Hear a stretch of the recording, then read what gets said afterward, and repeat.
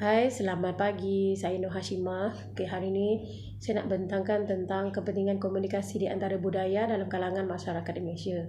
Okay, pertama sekali, saya nak memperkenalkan tentang budaya. Apa itu budaya? Budaya adalah tamadun, iaitu peradaban dan kemajuan fikiran, akal budi, iaitu cara berfikir, berkelakuan dan sebagainya yang dikongsi bersama. Masyarakat Malaysia ni dianya bersifat multi etnik yang lahir daripada pelbagai budaya dan kaum. Di dalam budaya yang berbeza, corak komunikasinya juga berbeza. Komunikasi adalah satu proses penghantaran maklumat dan persefahaman umum dari seorang ke seorang yang lain. Okay, kalau kita tengok di sekolah seawal peringkat kanak-kanak kita sudah pun terdedah dengan kaum-kaum lain. Di tempat kerja pula, mempunyai pekerja dari kaum yang berbeza merupakan satu keperluan. Sebagai contoh, mudah untuk berurusan dengan pihak luar dari kaum yang sama. Musim perayaan, kaum yang menyambut perayaan tersebut dapat mengambil cuti tanpa menjejaskan operasi syarikat. Rakan-rakan sekerja pula, mereka dari kaum lain tidak menyambut perayaan tersebut boleh mengambil alih tugas mereka sepanjang ketiadaan mereka apabila mereka bercuti beraya. Bagaimanapun, pekerja yang terdiri daripada pelbagai kaum dan budaya ini perlu memahami budaya antara satu sama lain bagi membolehkan keberkesanan komunikasi serta menjalinkan hubungan yang baik di tempat kerja. Selain itu, kita turut perlu berkomunikasi dalam kaum-kaum lain dalam urusan seharian seperti di agensi kerajaan dan swasta, di pasaraya, di dalam pengangkutan awam, di media sosial. Okey, di mana cabaran-cabaran yang dihadapi dalam komunikasi antara budaya di dalam dan luar negara, kita tidak terlepas daripada menghadapi masalah-masalah miscommunication. Okey, contoh di dalam negara kita, kalau perkataan tu bunyi dia sama, tapi dia membawa maksud yang sama. Okey, contoh tetak. Tetak ni kalau dalam bahasa Malaysia, bahasa Melayu menetak. Kita memotong atau memenggal sesuatu benda tajam yang dipukul kuat. Tapi dekat bahasa Sarawak pula, tetak tu ketawa. Nampak tak beza dia? Okey, kalau macam bahasa gerek. Okey, dekat Kedah, gerek tu basikal. Tapi dekat Sarawak, kekasih hatiku. Begitu. Okey, selalu. Terengganu kata sekarang. Dekat bahasa Malaysia, kerap kali. Di situ kita melihat orang kata ada bahasa tu dia macam sensitif. Kenapa dekat sini boleh pakai, kenapa dekat sana tak boleh pakai? Sebab ianya mencetuskan kontroversi bahasa. Boleh mengecilkan hati seseorang, boleh orang kata menyebabkan apa orang kata miscommunication lah, disebabkan hanya salah pentafsiran. Okey, di situ juga berlakunya provokasi perkauman disebarkan di media sosial seperti hari itu satu maklumat palsu berkenaan isu pengauman tersebar di media sosial hingga kan mendapat teguran daripada Sultan Perak, Sultan Nazrim Muizuddin Shah ketika bertitah pada majlis sambutan Ma'al Hijrah 1441 peringkat negeri Perak, di mana perkara ni sangat-sangatlah tidak baik kerana Malaysia hidup dalam keadaan yang harmoni, orang kata kan, demokrasi. Kita boleh hidup dalam pelbagai kaum, boleh duduk semeja, bekerja semeja, makan semeja, tapi disebabkan provokasi di dalam media sosial, ia telah mencetuskan satu perbalahan perkauman.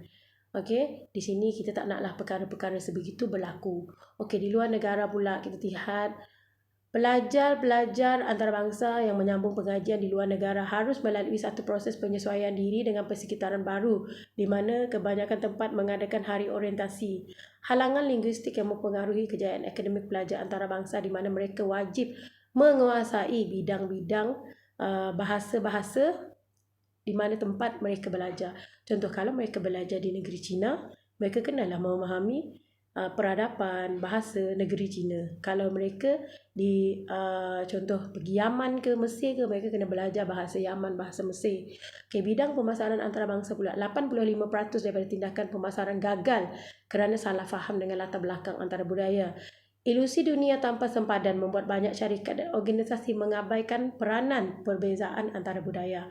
Okey, sebenarnya sebelum kita nak masuk market kat negeri orang putih ke, kita nak masuk ke Dubai ke mana-mana ke, dengan kata lain pasaran antarabangsa, kita kena mengenali budaya mereka, apa mereka nak, bahasa mereka apa saja. Di mana dengan benda-benda ni menyebabkan mereka minat pada produk kita.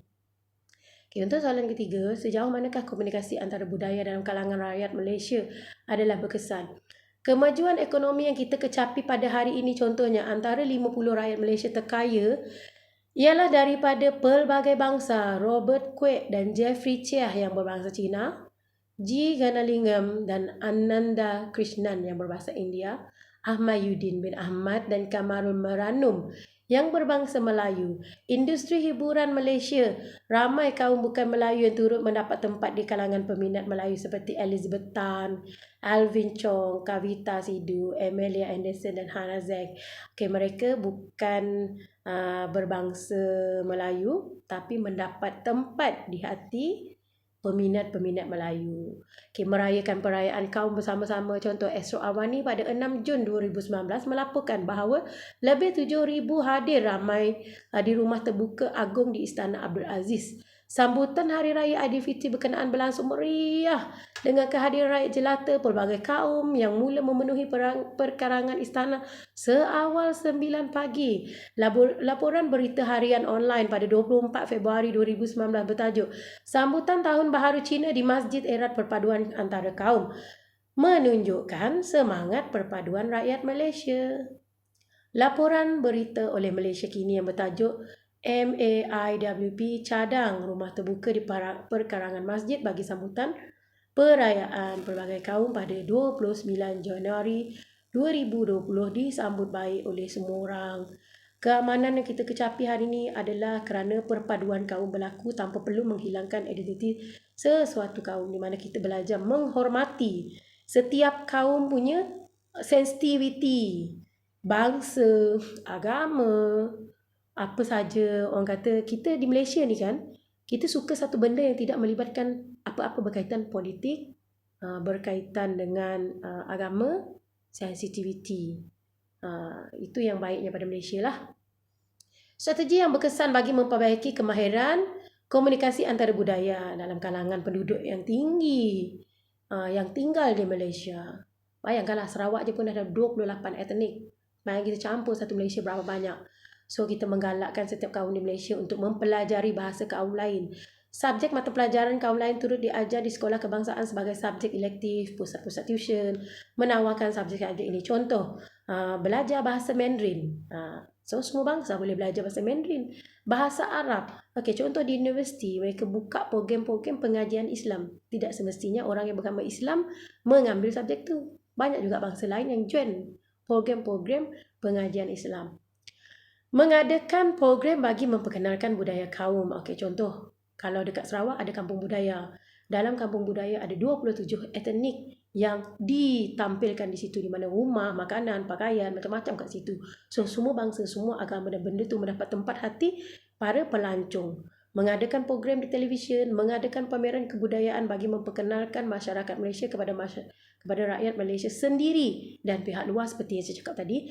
Pertandingan kebudayaan yang diadakan bagi menggalakkan lagi rakyat untuk mempelajari budaya kaum lain. Kesimpulannya, keberkesanan komunikasi bukan hanya bergantung kepada kemahiran lisan atau bukan lisan yang kita miliki. Dalam komunikasi yang melibatkan budaya berbeza, kemampuan kita untuk memahami corak komunikasi budaya lain itu sangat penting. Perbezaan budaya boleh menjadi halangan dalam menyampaikan mesej. Akibatnya salah faham dan komunikasi boleh berlaku. Contoh, kita nak WhatsApp orang. Bila kita WhatsApp tu, intent kita lain. Tapi pemahaman dan penerimaan orang di sebelah tu lain. Begitulah dalam komunikasi ini. Di Malaysia, komunikasi antara budaya berlaku setiap hari. Ini adalah kerana rakyat Malaysia terdiri daripada pelbagai kaum. Komunikasi antara budaya boleh berlaku di sekolah, di tempat kerja maupun di tempat awam. Demi mewujudkan keharmonian dalam kalangan masyarakat Malaysia, komunikasi antara budaya perlu dijaga agar tidak menyentuh sensitiviti kaum lain. Untuk memastikan perkara ini tercapai adalah amat penting untuk kita memahami, menerima setiap budaya orang lain, budaya satu sama lain. Okey, sekian. Terima kasih.